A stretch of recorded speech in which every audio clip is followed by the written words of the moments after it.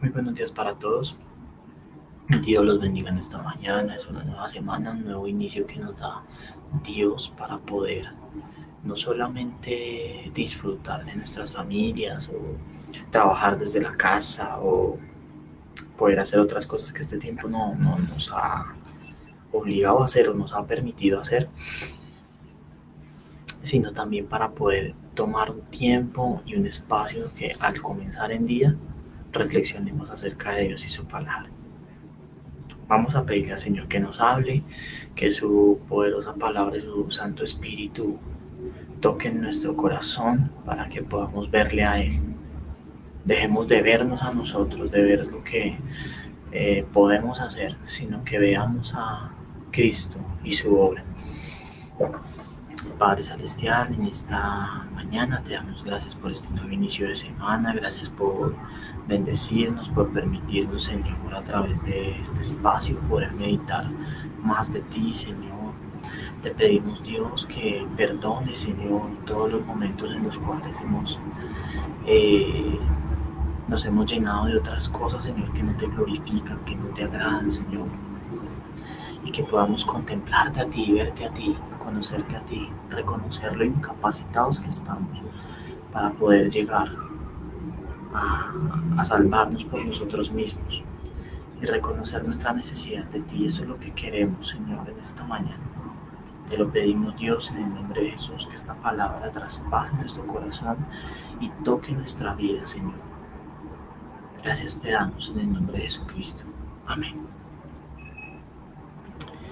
Bueno, continuamos nuestras reflexiones en el Evangelio de Juan, capítulo 7, desde el versículo 45 al versículo 52. Y dice así la palabra, versículo 45. Cuando los guardias del templo regresaron sin haber arrestado a Jesús, los principales sacerdotes y los fariseos les preguntaron, ¿por qué no lo trajeron? Jamás hemos oído a nadie hablar como él, contestaron los guardias. ¿También ustedes se han dejado engañar? Se burlaron los fariseos. ¿Habrá siquiera uno de nosotros, gobernantes o fariseos, que crea en él? Esa multitud tonta que lo sigue es ignorante de la ley, está bajo la maldición de Dios. Entonces tomó la palabra Nicodemo, el líder que había ido a ver a Jesús. ¿Es legal condenar a un hombre antes de darle la oportunidad de defenderse?, preguntó. ¿También tú eres Galileo?, contestaron ellos. Estudia las escrituras y compruébalo tú mismo. Jamás ha salido un profeta de Galilea.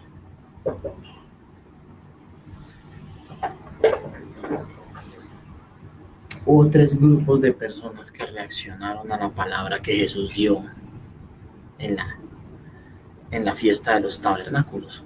Lo veíamos ayer, lo hemos visto estos días, en donde él, y no solamente la fiesta de los tabernáculos, sino en pasajes anteriores, desde el pasaje cuando habló con la samaritana, ¿sí?, en donde él decía que es el agua viva, que si alguien tenía sed, fuera él y bebiera, ¿cierto? Entonces, no solamente estaba haciendo cosas que no debía hacer por los fariseos, según los fariseos, sino también estaba haciéndose igual a Dios, porque estaba diciendo que él hacía la voluntad de su Padre y que él era reflejo de lo que el Padre quería para ellos, y que él era la respuesta a la sed del alma de todos aquellos que en él creyeran. Entonces estas palabras produjeron conmoción en esa sociedad. Y las palabras de Jesús producen conmoción en medio del mundo. Muchas veces pensamos que las palabras de Jesús son, sí, Dios tiene un plan maravilloso para tu vida, acércate a Jesús y ven y todo te va a salir bien. Y entonces mucha gente busca ese tipo de palabras. Pero las palabras de Jesús traen vida, pero también traen confrontación. Y ese era el mensaje que Jesús transmitía. Jesús no solamente, para poder transmitir las palabras de vida, era necesario confrontar a una sociedad que necesitaba un cambio en su vida espiritual, en su relación con Dios, reconociendo su pecado, reconociendo que ellos eran incapaces de acercarse a Dios por sus propios medios, que la multitud de obras y sacrificios no los iba a conducir a nada. Y eso era chocante. Porque, por ejemplo, los señores fariseos eran de los que decían que para acercarse a Dios había que hacer 80.000 ritos antes de poder entrar. Entonces, para ellos era impuro estar con las manos sucias, con las manos sin lavar, perdón. Más que sucias, sin lavar. Entonces, para todo tenían que lavarse las manos, que tenían que hacer no sé cuántas cosas, que si se agachaba era malo, que si se paraba era malo, que si cogía una cosa era malo, que si no sé qué era malo, que era, o sea, pusieron 80.000 reglas como interpretación de la ley, cuando la ley se resume en dos cosas, en amar al Señor sobre todas las cosas y en amar al prójimo como a nosotros mismos. Esa es la ley y los profetas. Y estos señores, en lugar de simplificarla, lo que hacían era magnificarla buscándole la minucia a la letra para que la gente eh, hiciera y nunca llegara. Y ellos solamente pudieran decir que eran ellos los que lo podían hacer y tener como un estatus social para eh, estar por encima de los otros, ¿cierto? Entonces Jesús vino a confrontar eso. Entonces vemos tres reacciones acá de las palabras de Jesús. Uno, de los que se encontraron directamente con las palabras, incluyendo los guardias, de asombro y de confusión en alguna manera, pero sobre todo de asombro, porque ellos dijeron, ningún hombre ha hablado como este. Tal vez estaban acostumbrados a los grandes maestros judíos que hablaban y hablaban y disertaban y hablaban y muchas veces hablaban lo que no se entendía, ¿sí?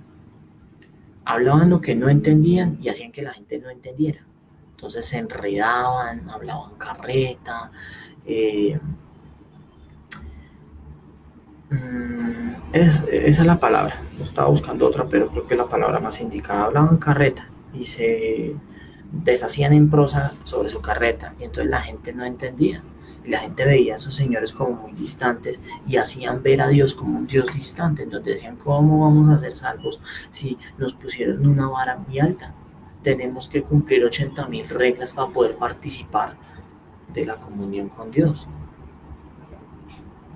Entonces, cuando vieron a Jesús, que era cercano y que les mostraba un Padre cercano, que les mostraba que Él era la fuente de vida y que les mostraba que no era necesario 80.000 ritos, sino solamente era que se acercaran a Él y podían recibir palabras de vida, esta gente se sorprendió. Entonces, claro, su corazón fue impactado, su vida fue impactada. Ese es el grupo número uno, aquellos que al oír la palabra de Dios son impactados para bien, son impactados y la reciben. ¿Mm? Porque la palabra de Dios impacta a todos, pero vamos a ver los tres impactos que ocurrieron. Entonces, uno fue las personas que quedaron impactadas, sorprendidas y se dieron cuenta que en este hombre había algo diferente, no lo que mostraban los fariseos, una religión pesada, dura de cumplir, sino una relación cercana con el Padre. Número dos, los fariseos, la reacción de los fariseos, que fue una reacción de desprecio, de total desprecio. Claro, como les tocó, digamos, su curubito, entonces no podían concebir estos señores que llegara uno a desbaratarles todo lo que ellos habían construido. Entonces, ¿qué es lo que dicen? Ustedes se han dejado engañar. Se burlaban. Les decía, vean, se dejaron engañar de charlatán, ustedes son unos brutos. Así dicen.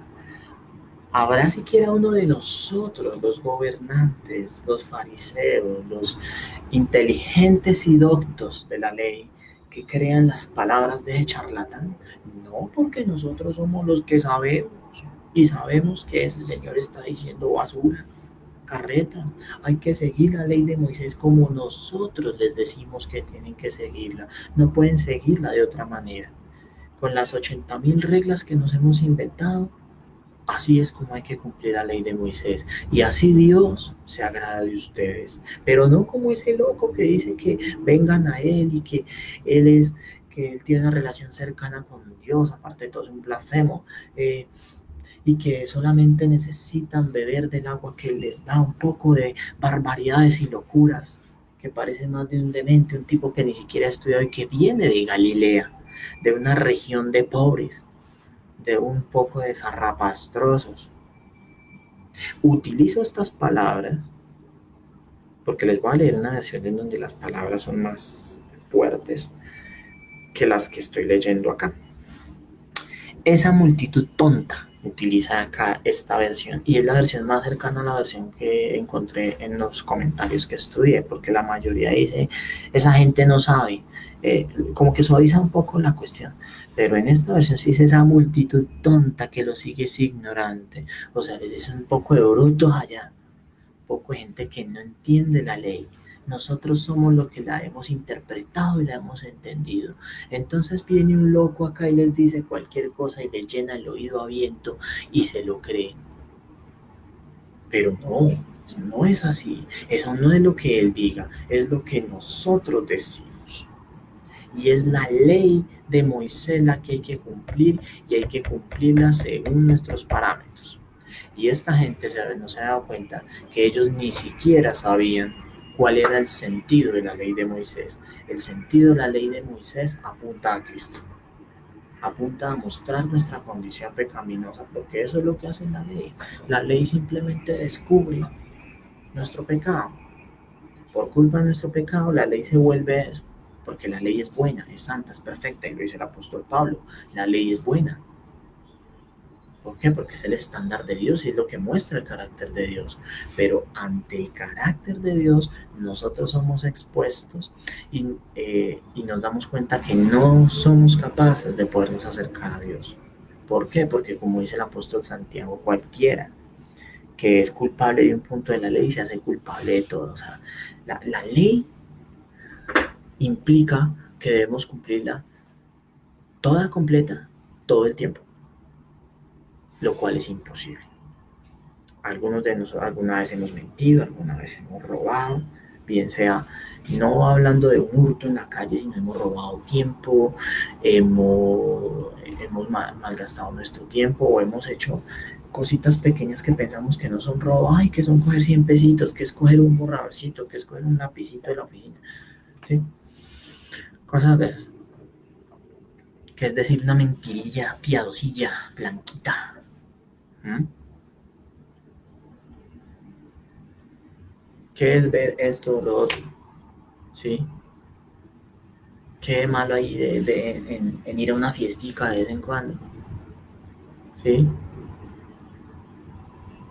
No tenemos control sobre nuestro corazón y nuestro corazón nos hace fallar y eso es lo que nos muestra la ley.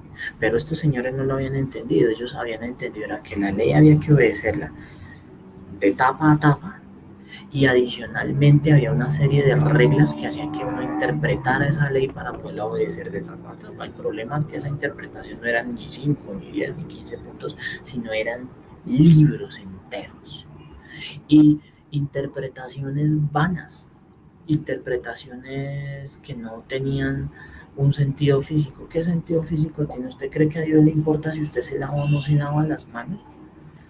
A Dios le importa que se cuide y hay que lavar todas las manos y más en esta época. O no quiero decir que me lave las manos, hay que lavarse las manos. Pero ¿usted cree que lavarse las manos afecta su relación con Dios? ¿Usted cree que comerse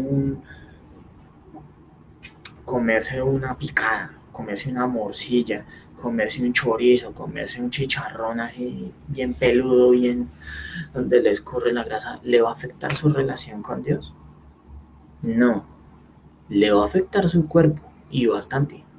Se le van a tapar las arterias, pero no le va a afectar su relación con Dios. ¿Usted cree que eh, como escuchaba ayer en una predicación, que si usted no da, o sea, si usted da menos del 10%, usted se afecta a su relación con Dios? No, porque Dios lo que quiere es que le demos la vida entera, porque Cristo se dio entero, fue la mayor ofrenda. Entonces Él ya no espera que tú le des solo el 10% de tus ingresos.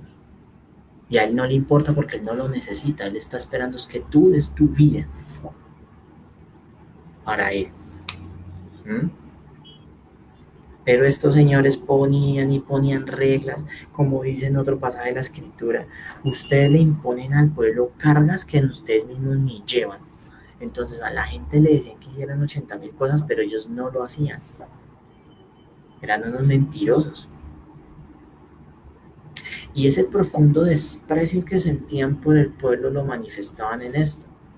Entonces decían gente ignorante, gente inculta. Los llamaban la gente de la tierra. ¿Sí?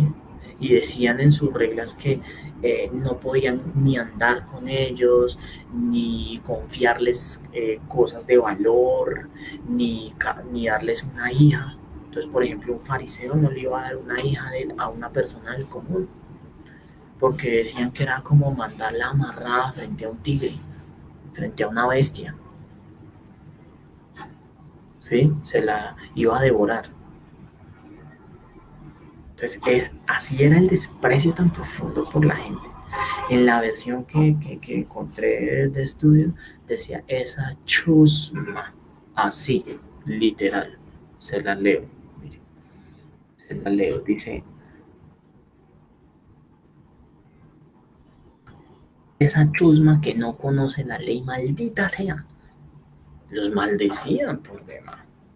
Esos son los que sí creen en él. Entonces decían esos malditos, maldita chusma, inmunda, patirrajados, poniéndolo en un término coloquial de acá, todos patirrajados son los que creen en él. Ustedes dejaron comer a cuento de charlatán. Eso es solo la indiamenta en la que creen en él. La plebe, la chusma. Nosotros los fariseos, nosotros los gobernantes, gente culta, gente llena de conocimiento de la ley, no creemos en las charlatanerías de este hombre. Así son los religiosos. Son todos aquellos que se confían en su religión o se confían en su conocimiento. Eso solamente es para los ignorantes. La religión es el opio del pueblo. Eso es solamente para la gentecita ahí que no tiene esperanza y no tiene cultura. Entonces van y corren por allá a una iglesia que a buscar a Dios y se la pasan por allá lamiendo ladrillo y chupan y raspándose las rodillas ¿sí? Se la pasan aleluyas por allá, se la pasan todo el tiempo es en eso, cogen y se meten en esa Biblia y se van a volver locos, que se la pasan leyendo cosas que no entienden y además que son mentiras. Nosotros nos apoyamos en lo que conocemos, somos grandes doctores que conocemos la ciencia y creemos en la ciencia y que como hemos estudiado la ciencia nos damos cuenta que Dios no existe, que para qué es, que como conocemos la sociología y la historia del mundo, entonces ¿para qué necesitamos a Dios si nos hemos dado cuenta que la religión lo único que hace es dormir al pueblo? ¿Mm? Cuando no, realmente, número uno, la religión es una falsedad, porque la religión es una tradición, una costumbre. Y dos, Cristo no es una religión. Cristo es una persona, y es una persona que puede transformar tu vida y tu corazón y sacarte del pozo de la desesperación en la que estás, de ese lodo cenagoso en el que te encuentras, de esas prisiones de orgullo que te, que te atormentan o que tienen tu corazón tan duro, tan duro, tan duro que no hacen verlo, que no permiten que lo veas. ¿Ok? Esa fue la reacción de los fariseos. Tenemos una tercera reacción, Nicodemo. Recordemos quién era Nicodemo. Nicodemo fue el personaje que en Juan 3 fue y lo buscó de noche.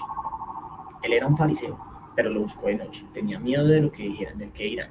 Y fue y lo buscó de noche, le preguntó, dijo, maestro, tú eres un maestro que nos enseña, que vienes de Dios, qué tal cosa. Y eso le empieza a decir, si usted no nace del agua y del espíritu, si usted no nace de nuevo,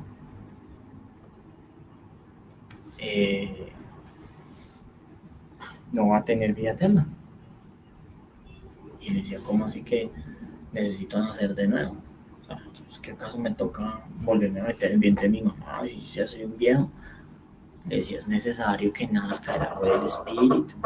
Tiene que nacer de nuevo, tiene que ser transformado, tiene que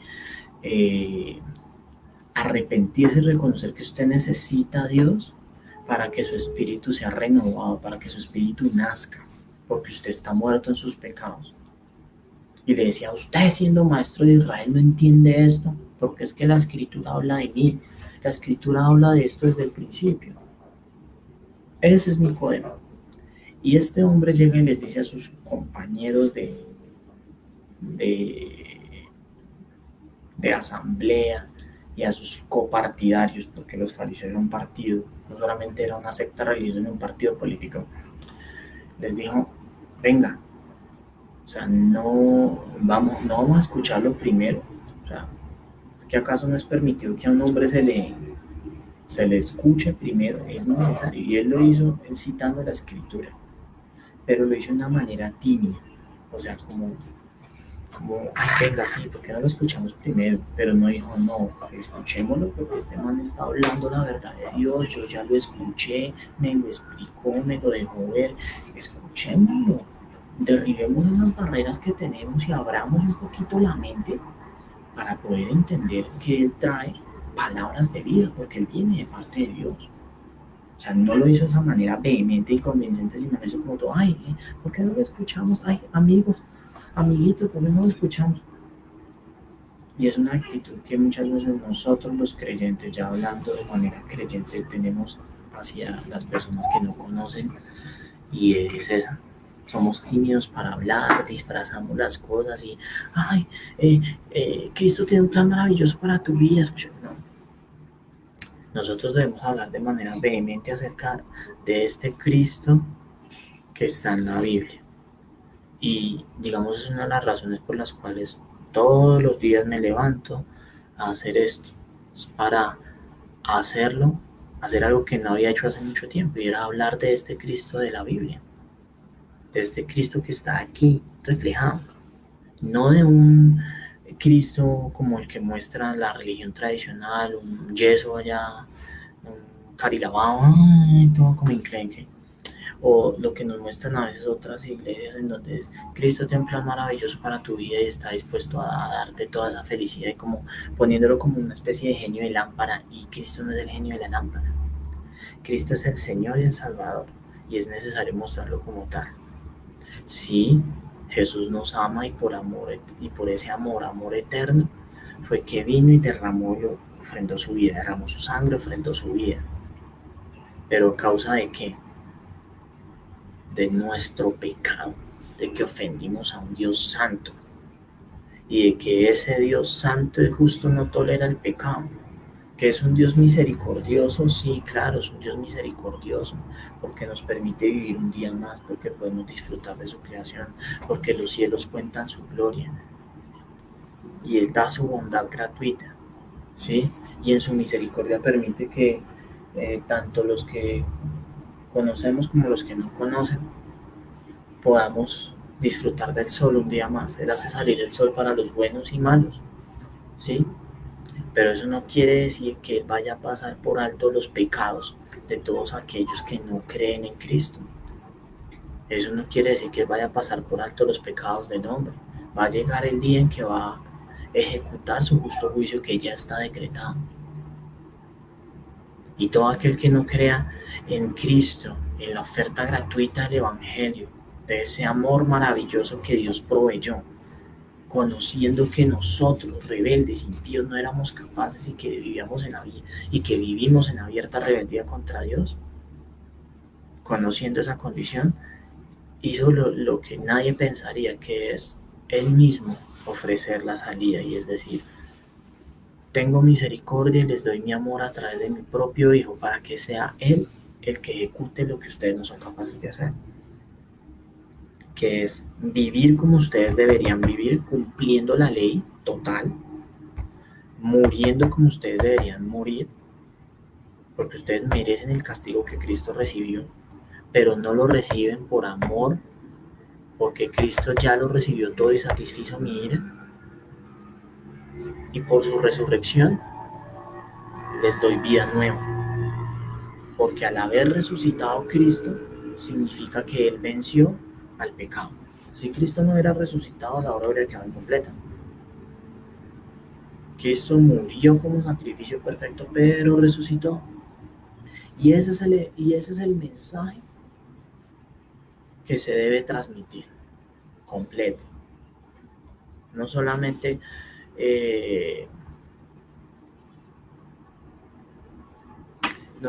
por pedazos.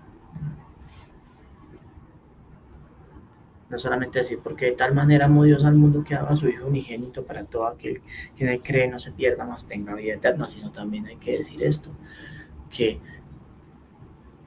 el que no cree ya ha sido condenado. ¿Mm? El que cree en el Hijo de Dios tiene la vida eterna, pero el que no cree ya ha sido condenado, porque desecha la oferta de amor gratuita que Dios está ofreciendo. Entonces, esa es la tercera actitud. Nicodemo fue tímido, y muchas veces a nosotros nos pasa, defendemos nuestra fe de manera tímida y nos vamos por otro lado, entonces, o desconocemos el origen de la obra de Cristo, entonces decimos que la salvación es para traer sanidad, para traer liberación. Esos son beneficios de la salvación, pero no es la razón por la cual Cristo vino. La razón por la que Cristo vino es para rescatarte a ti y a mí del juicio de Dios. Del juicio de Dios sobre una humanidad impía, sumida en el pecado. Porque Dios va a juzgar. Dios va a juzgar el pecado y a todos aquellos que persisten en él. Entonces la pregunta en esta mañana como conclusión y reflexión es, ¿de qué lado estás? Y si tú aún no estás de ningún lado porque no conoces a Cristo, es el tiempo. Es el tiempo que tú digas, ¿yo cómo hago para conocer a Cristo? Número 1, arrepiéntete de tus pecados.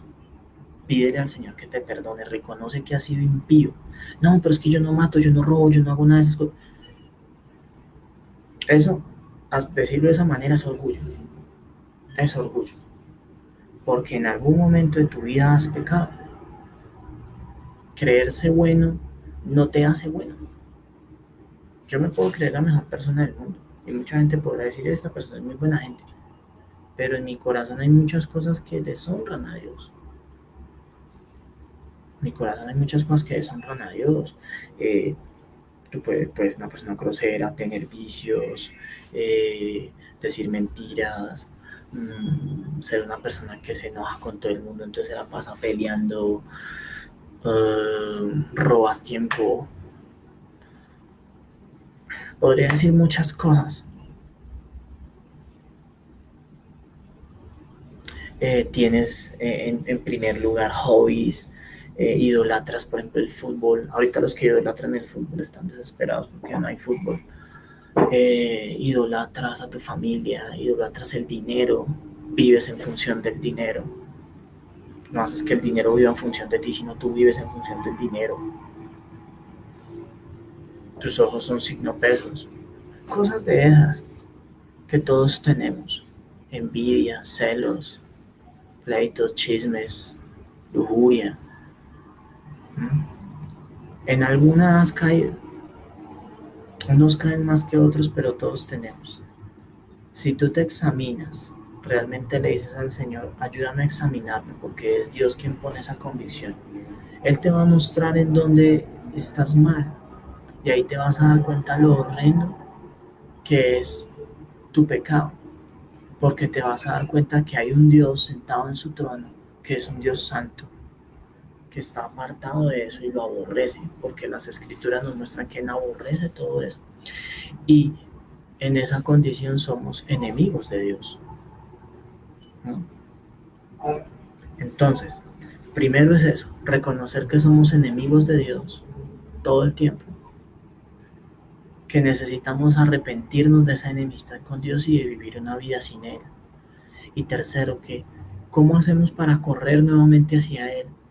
Para buscar su perdón y su misericordia. Ver a Cristo. Nosotros no podemos hacer nada por nuestros propios medios, pero Cristo gratuitamente nos dio la libertad. Gratuitamente lo hizo. ¿Cómo? Viviendo la vida que debíamos vivir, cumplió perfectamente la ley, ofreciéndose en sacrificio perfecto para satisfacer la ira de Dios. La ira de Dios cayó sobre él en su crucifixión y en su muerte, su cuerpo molido, su sangre derramada. Satisfizo completamente la ira de Dios. Se ofreció como el Cordero Pascual, como el Cordero que fue ofrecido allá en Egipto para que su sangre fuera la que eh, fuera señal para que el ángel destructor no tocara las casas de los israelitas. Su sangre es la señal que se coloca en nuestras vidas si creemos en Él para que no venga el juicio. Y entonces el Padre mire, y si fue lavado con la sangre de mi hijo. Next. Y esa muerte generó nuestra libertad, nuestra llave de libertad, nuestro boleto a la libertad. ¿Por qué? Porque esa muerte significó la derrota del pecado.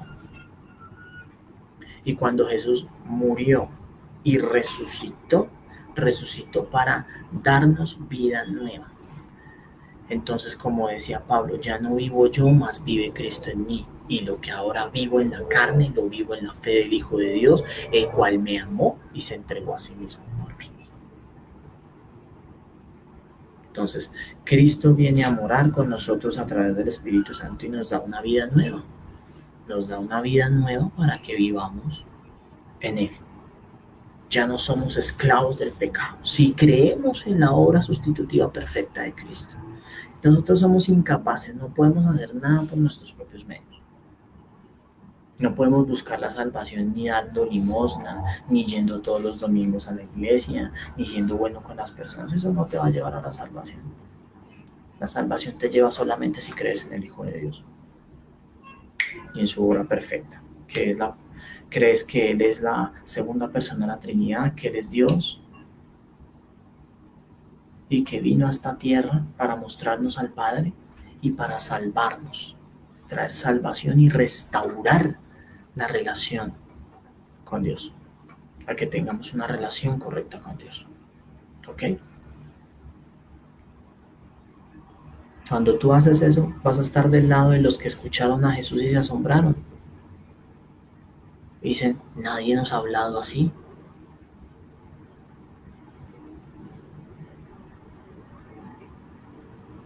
¿De qué lado quieres estar? ¿De los que se asombran con Él?